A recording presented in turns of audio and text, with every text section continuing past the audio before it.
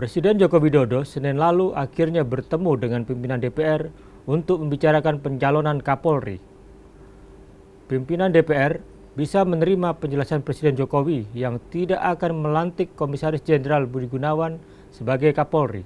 Padahal, Budi Gunawan telah lulus dalam uji kelayakan dan kepatutan oleh Komisi 3 DPR.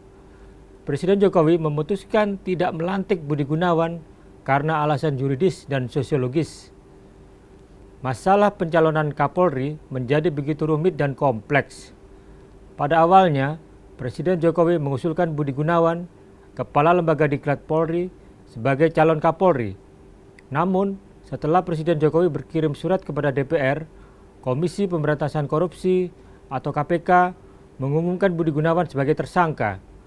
Meski berstatus tersangka, Budi Gunawan tetap dinyatakan fit dan proper oleh DPR untuk ditetapkan sebagai Kapolri. Budi Gunawan melawan dengan mengajukan permohonan pra-peradilan dan dimenanginya.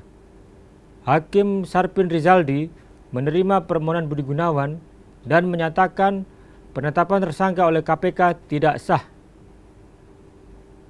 Hakim Sarpin mengklaim melakukan penemuan hukum dengan menyatakan penetapan tersangka adalah objek pra-peradilan. Putusan Hakim Sarpin itu memicu kontroversi karena berbeda dengan KUHP. Namun terlepas dari kontroversi itu, putusan Sarpin haruslah dihormati meskipun ada hakim lain yang punya pandangan berbeda. Kasus Budi Gunawan memicu kriminalisasi pada pimpinan KPK. Istilah kriminalisasi itu dibantah pimpinan Polri karena memang ada fakta hukumnya dan ada masyarakat yang melaporkan dugaan pidana yang dilakukan oleh pimpinan KPK yang kemudian nonaktif karena berstatus tersangka.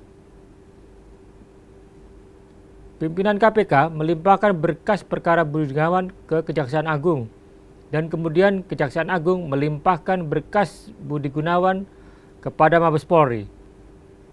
Pelimpahan berkas Budi Gunawan dari Kejaksaan Agung kepada Polri didasarkan pada kesepakatan bersama pimpinan KPK, Polri, dan Kejaksaan Agung.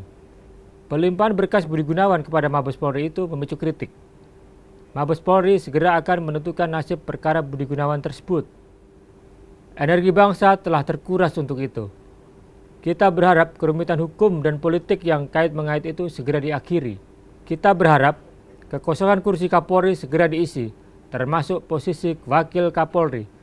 Membiarkan Polri dengan lebih dari 400.000 anggota tanpa pimpinan bukanlah langkah yang bijaksana dan hanya akan menimbulkan ketidakpastian yang rawan dipolitisasi. Siapapun yang memimpin Polri ke depan, semangat untuk memberantas korupsi, menegakkan hukum secara jujur, dan mengayomi masyarakat haruslah tetap menjadi tugas yang utama. Publik menunggu sikap DPR untuk mengakhiri situasi penuh ketidakpastian ini.